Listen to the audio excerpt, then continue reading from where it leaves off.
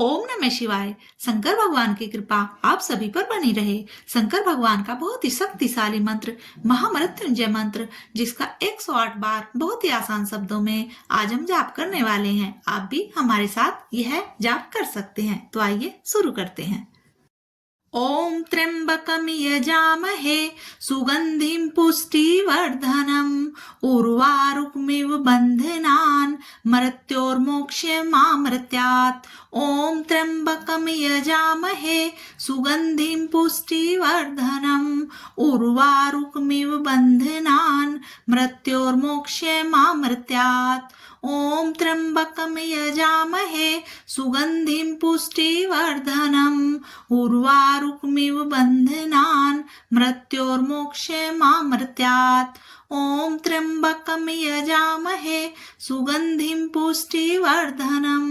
उर्वारुकमिव बन्धनान् मृत्योर्मोक्षमामृतात्। ॐ त्र्यम्बकं यजामहे सुगन्धिं पुष्टिवर्धनम् उर्वारुकमिव बन्धनान् मृत्योर्मोक्षमामृतात्। ॐ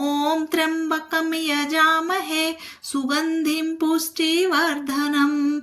उर्वारुकमिव बन्धनान् मृत्योर्मोक्षमामृतात्। ॐ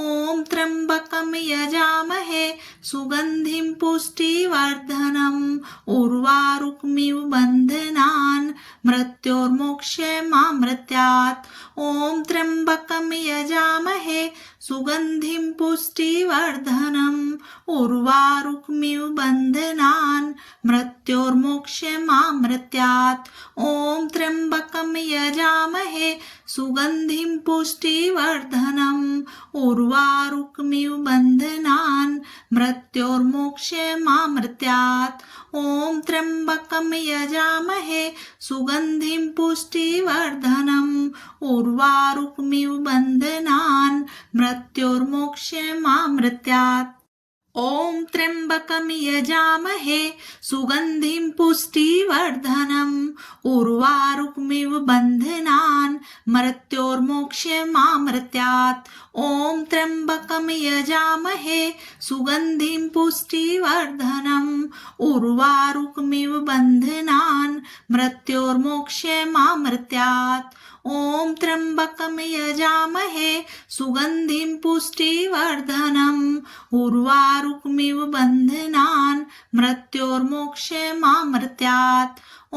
त्र्यम्बकं यजामहे सुगन्धिं पुष्टिवर्धनम् उर्वारुकमिव बन्धनान् मृत्योर्मोक्षमामृतात्। ॐ त्र्यम्बकं यजामहे सुगन्धिं पुष्टिवर्धनम् उर्वारुकमिव बन्धनान् मृत्योर्मोक्षमामृतात्। ॐ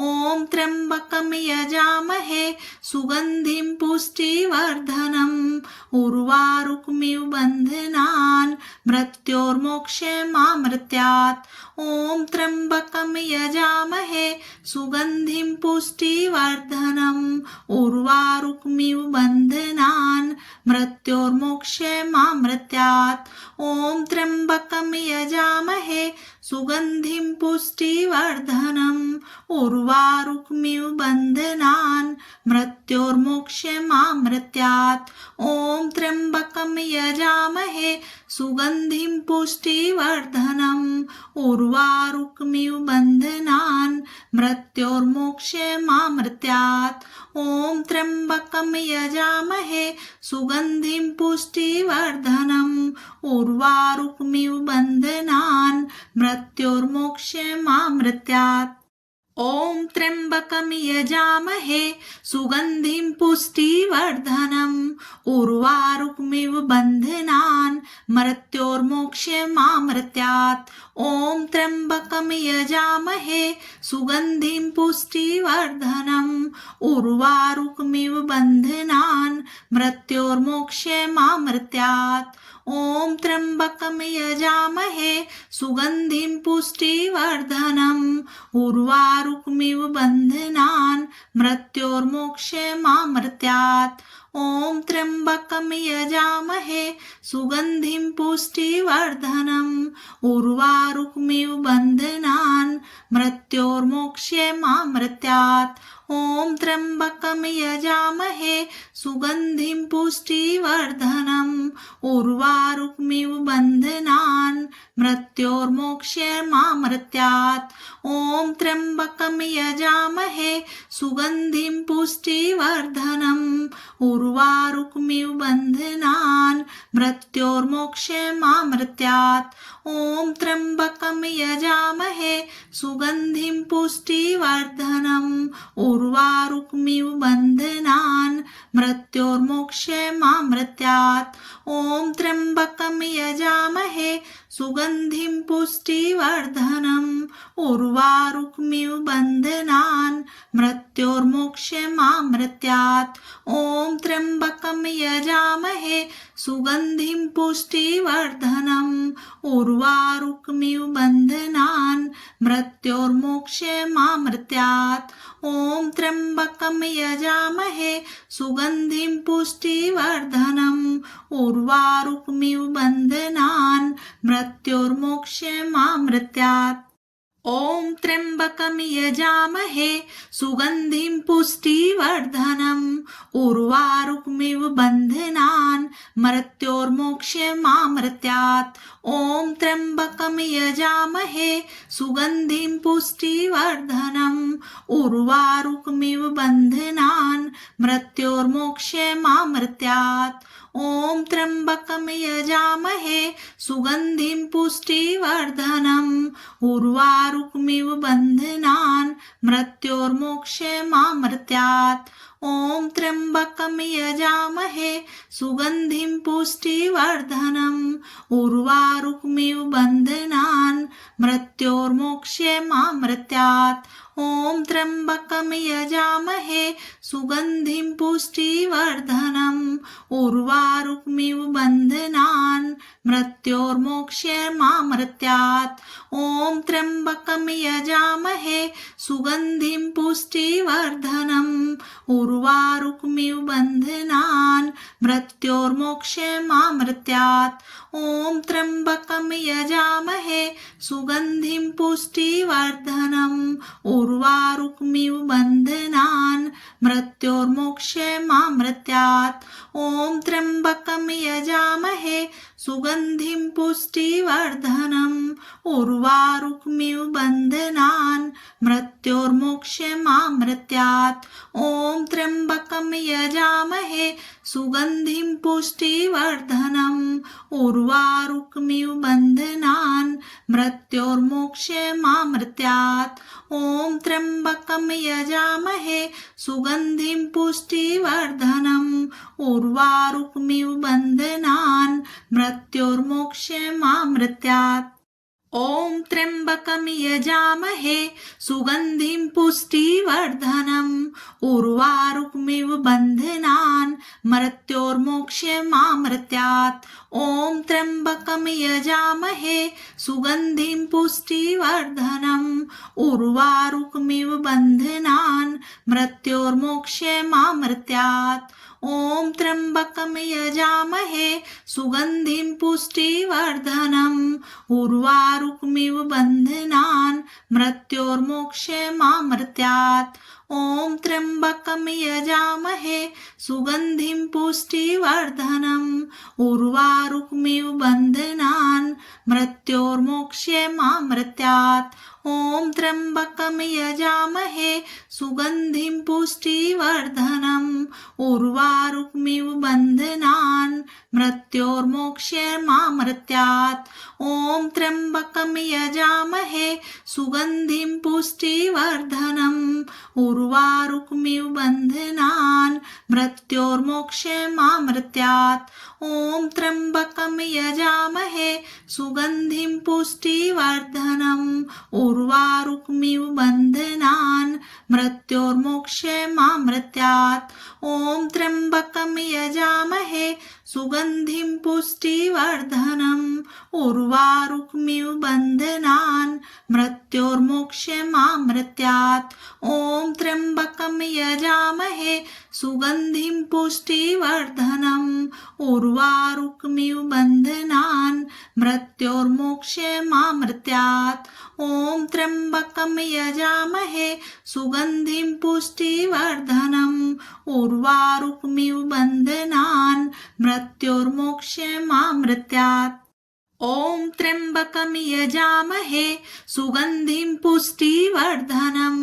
उर्वारुकमिव बन्धनान् मृत्योर्मोक्षमामृत्यात् ॐ त्र्यम्बकं यजामहे सुगन्धिं पुष्टिवर्धनम् उर्वारुकमिव बन्धनान् मृत्योर्मोक्षमामृत्यात् ॐ त्र्यम्बकं यजामहे सुगन्धिं पुष्टिवर्धनम् उर्वारुकमिव बन्धनान् मृत्योर्मोक्षमामृत्यात् ॐ त्र्यम्बकं यजामहे सुगन्धिं पुष्टिवर्धनम् उर्वारुकमिव बन्धनान् मृत्योर्मोक्षमामृत्यात् ॐ त्र्यम्बकं यजामहे सुगन्धिं पुष्टिवर्धनम् उर्वारुकमिव बन्धनान् मृत्योर्मोक्षमामृत्यात् ॐ त्र्यम्बकं यजामहे सुगन्धिं पुष्टिवर्धनम् उर्वारुकमिव बन्धनान् मृत्योर्मोक्षमामृत्यात् ॐ त्र्यम्बकं यजामहे सुगन्धिं पुष्टिवर्धनम् उर्वारुकमिव बन्धनान् मृत्योर्मोक्षमामृत्यात् ॐ त्र्यम्बकं यजामहे सुगन्धिं पुष्टिवर्धनम् उर्वारुकमिव बन्धनान् मृत्योर्मोक्षमामृत्यात् ॐ त्र्यम्बकं यजामहे सुगन्धिं पुष्टिवर्धनम् उर्वारुकमिव बन्धनान् मृत्योर्मोक्षमामृत्यात् ॐ त्र्यम्बकं यजामहे सुगन्धिं पुष्टिवर्धनम् उर्वारुकमिव बन्धनान् मृत्योर्मोक्षमामृत्यात् ॐ त्र्यम्बकं यजामहे सुगन्धिं पुष्टिवर्धनम् उर्वारुकमिव बन्धनान् मृत्योर्मोक्षमामृत्यात् ॐ त्र्यम्बकं यजामहे सुगन्धिं पुष्टिवर्धनम् उर्वारुकमिव बन्धनान् मृत्योर्मोक्षमामृत्यात् ॐ त्र्यम्बकं यजामहे सुगन्धिं पुष्टिवर्धनम् उर्वारुकमिव बन्धनान् मृत्योर्मोक्षमामृत्यात् ॐ त्र्यम्बकं यजामहे सुगन्धिं पुष्टिवर्धनम् उर्वारुकमिव बन्धनान् मृत्योर्मोक्षमामृत्यात् ॐ त्र्यम्बकं यजामहे सुगन्धिं पुष्टिवर्धनम् उर्वारुकमिव बन्धनान् मृत्योर्मोक्षमामृत्यात् ॐ त्र्यम्बकं यजामहे सुगन्धिं पुष्टिवर्धनम् उर्वारुकमिव बन्धनान् मृत्योर्मोक्षमामृत्यात् ॐ त्र्यम्बकं यजामहे सुगन्धिं पुष्टिवर्धनम्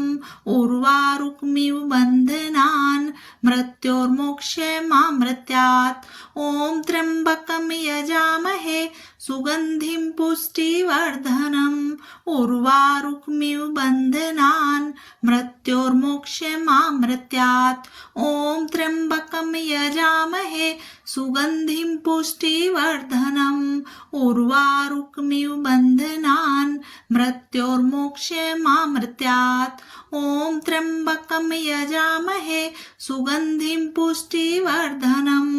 उर्वारुकमिव बन्धनान् मृत्योर्मोक्षमामृत्यात् ॐ त्र्यम्बकं यजामहे सुगन्धिं पुष्टिवर्धनम् उर्वारुकमिव बन्धनान् मृत्योर्मोक्षमामृत्यात् ॐ त्र्यम्बकं यजामहे सुगन्धिं पुष्टिवर्धनम् उर्वारुकमिव बन्धनान् मृत्योर्मोक्षमामृत्यात् ॐ त्र्यम्बकं यजामहे सुगन्धिं पुष्टिवर्धनम् उर्वारुकमिव बन्धनान् मृत्योर्मोक्षमामृतात् ॐ त्र्यम्बकं यजामहे सुगन्धिं पुष्टिवर्धनम् उर्वारुकमिव बन्धनान् मृत्योर्मोक्षमामृतात् ॐ त्र्यम्बकं यजामहे सुगन्धिं पुष्टिवर्धनम् उर्वारुकमिव बन्धनान् मृत्योर्मोक्षमामृतात् ॐ त्र्यम्बकं यजामहे सुगन्धिं पुष्टिवर्धनम् उर्वारुकमिव बन्धनान् मृत्योर्मोक्षमामृतात् ॐ त्र्यम्बकं यजामहे सुगन्धिं पुष्टिवर्धनम् उर्वारुकमिव बन्धनान् मृत्योर्मोक्षमामृतात् ॐ त्र्यम्बकं यजामहे सुगन्धिं पुष्टिवर्धनम् उर्वारुकमिव बन्धनान् मृत्योर्मोक्षमामृतात् ॐ त्र्यम्बकं यजामहे सुगन्धिं पुष्टिवर्धनम् उर्वारुकमिव बन्धनान् मृत्योर्मोक्षमामृतात् ॐ त्र्यम्बकं यजामहे सुगन्धिं पुष्टिवर्धनम् उर्वारुकमिव बन्धनान् मृत्योर्मोक्षमामृतात् ॐ त्र्यम्बकं यजामहे सुगन्धिं पुष्टिवर्धनम् उर्वारुकमिव बन्धनान् मृत्योर्मोक्षमामृतात् ॐ त्र्यम्बकं यजामहे सुगन्धिं पुष्टिवर्धनम् उर्वारुकमिव बन्धनान् मृत्योर्मोक्षमामृतात् ॐ त्र्यम्बकं यजामहे सुगन्धिं पुष्टिवर्धनम् उर्वारुकमिव बन्धनान् मृत्योर्मोक्षमामृतात् ॐ त्र्यम्बकं यजामहे सुगन्धिं पुष्टिवर्धनम् उर्वारुकमिव बन्धनान् मृत्योर्मोक्षमामृतात् ॐ त्र्यम्बकं यजामहे सुगन्धिं पुष्टिवर्धनम् उर्वारुकमिव बन्धनान् मृत्योर्मोक्षमामृतात् ॐ त्र्यम्बकं यजामहे सुगन्धिं पुष्टिवर्धनम् उर्वारुकमिव बन्धनान् मृत्योर्मोक्षमामृतात् ॐ त्र्यम्बकं यजामहे सुगन्धिं पुष्टिवर्धनम्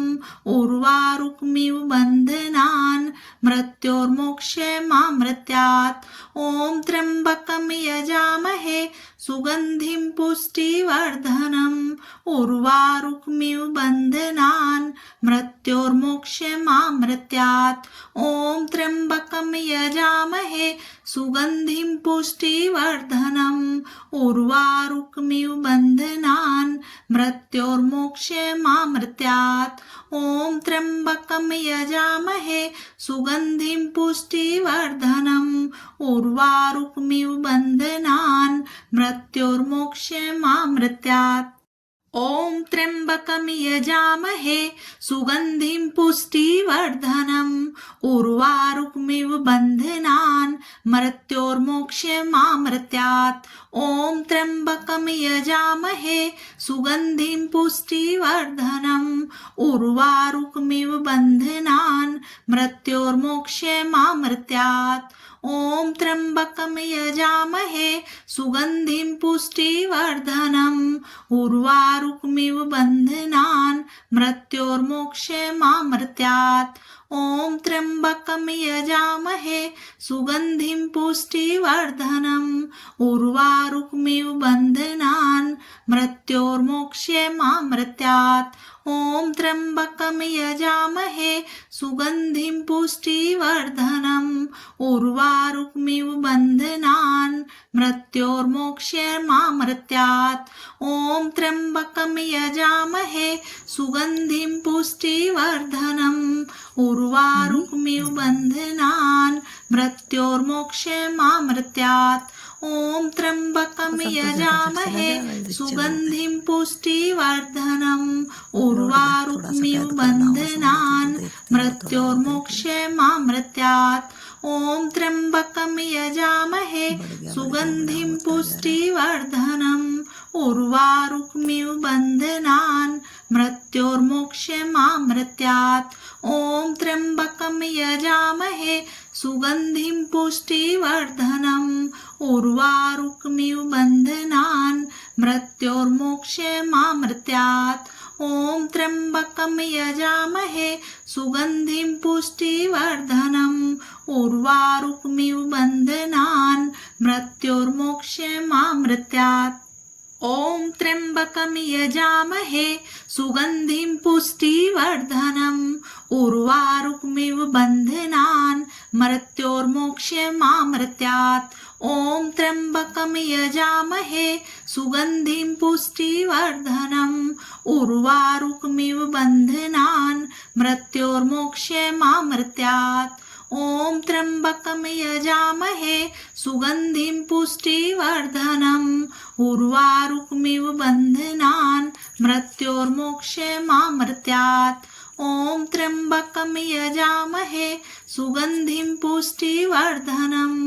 उर्वारुकमिव बन्धनान् मृत्योर्मोक्षमामृत्यात् ॐ त्र्यम्बकं यजामहे सुगन्धिं पुष्टिवर्धनम् उर्वारुकमिव बन्धनान् मृत्योर्मोक्षमामृत्यात् ॐ त्र्यम्बकं यजामहे सुगन्धिं पुष्टिवर्धनम् उर्वारुकमिव बन्धनान् मृत्योर्मोक्षमामृत्यात् ॐ त्र्यम्बकं यजामहे सुगन्धिं पुष्टिवर्धनम् उर्वारुकमिव बन्धनान् मृत्योर्मोक्षमामृत्यात् ॐ त्र्यम्बकं यजामहे सुगन्धिं पुष्टिवर्धनम् उर्वारुकमिव बन्धनान् मृत्योर्मोक्षमामृत्यात्